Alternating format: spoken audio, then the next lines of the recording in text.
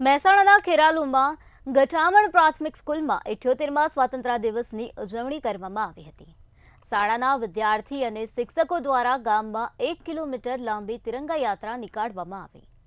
તિરંગા યાત્રા બાદ શાળામાં રાષ્ટ્રીય ધ્વજ ફરકાવવામાં આવ્યો હતો। આ સાથે અલગ અલગ સ્પર્ધામાં ભાગ લેનાર વિદ્યાર્થીઓને ઇનામ વિતરણ કરવામાં આવ્યું હતું।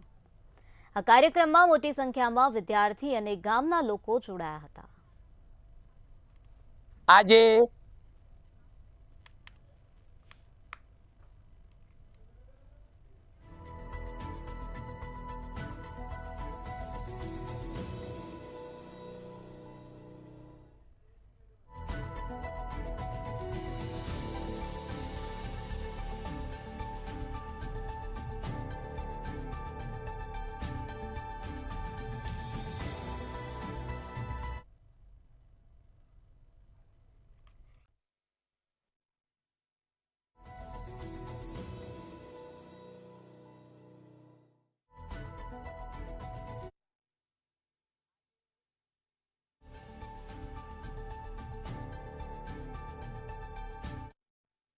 Greeting on this moment of special occasion, India Independence Day.